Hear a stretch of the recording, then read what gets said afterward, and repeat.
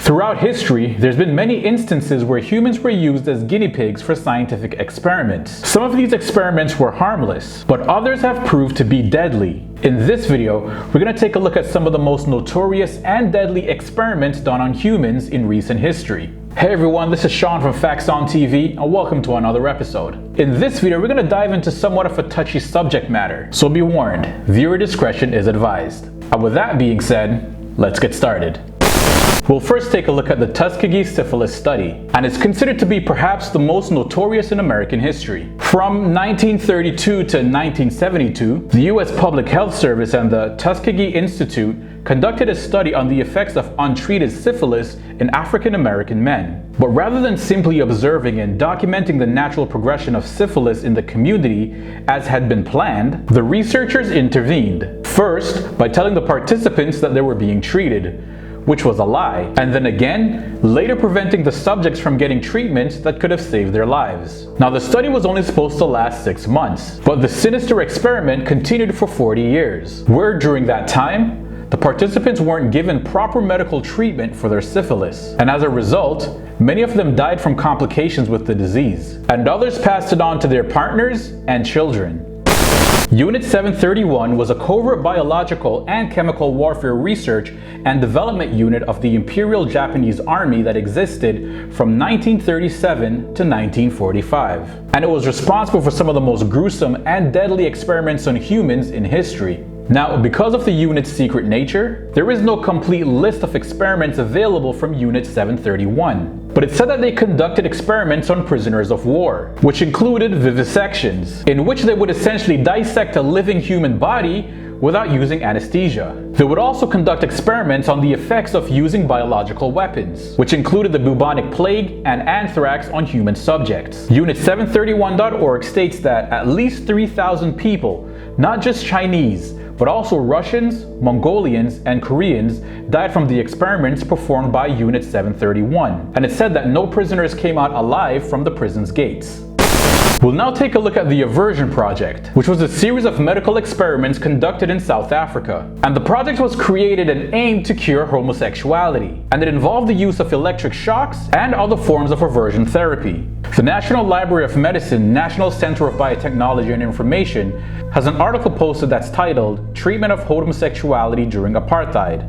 Homosexuals were indiscriminately grouped in a psychiatric ward with drug abusers, conscientious objectors, the politically unreliable, and the seriously mental ill, and they were often subject to narcoanalysis, showing an ominous similarity to psychiatric re-education in the Soviet Union. Others were chemically castrated with massive doses of hormones, where drug addicts were threatened with transport to remote Greifswald, which is regarded as a little less than a forced labor camp. Now, in 1995, the Medical Association of South Africa issued a public apology for their past wrongdoings. However, the South African Society of Psychiatrists does not concede that major abuses were perpetuated within its ranks. Now, the experiments were conducted on both homosexual and bisexual men and women, where many of them were forced to undergo experiments against their will, where some of them even died as a result of the treatments.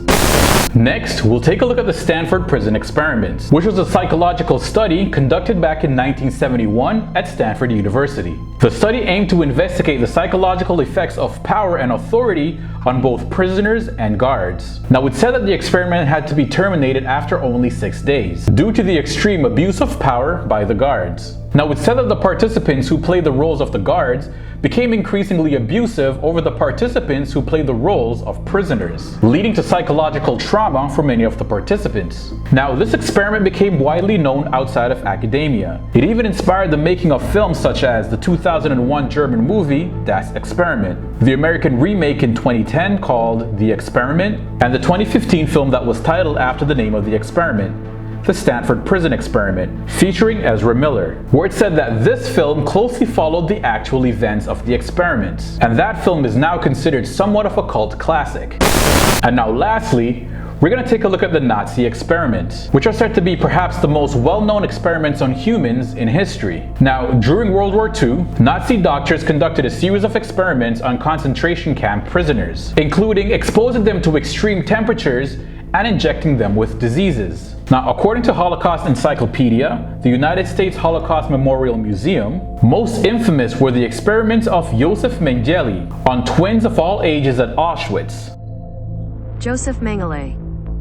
He also directed experiments on Roma, otherwise known as gypsies, as did Werner Fischer at Sachsenhausen. And these experiments were done to determine how different races withstood various contagious diseases. The research of August Hirt at Strasbourg University also intended to establish Jewish inferiority. Additional gruesome experiments, meant to further Nazi racial goals, included a series of sterilization experiments, undertaken primarily at Auschwitz and Ravensbrück. Perhaps the most infamous of these studies was the experiments of hyperthermia, in which prisoners were placed in freezing water to see how long it is that they would be able to survive. And of course, many of the prisoners died as a result of the experiment.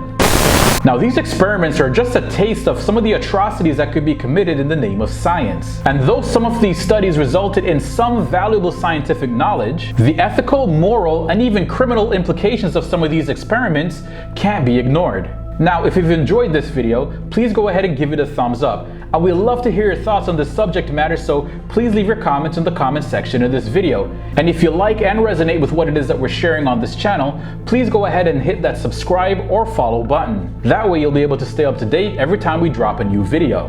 Now, as always, we encourage you to do your own research and come to your own conclusions. But again, we're really curious to hear your thoughts about this subject matter, so go ahead and leave your comments in the comment section. With that being said, thanks for watching.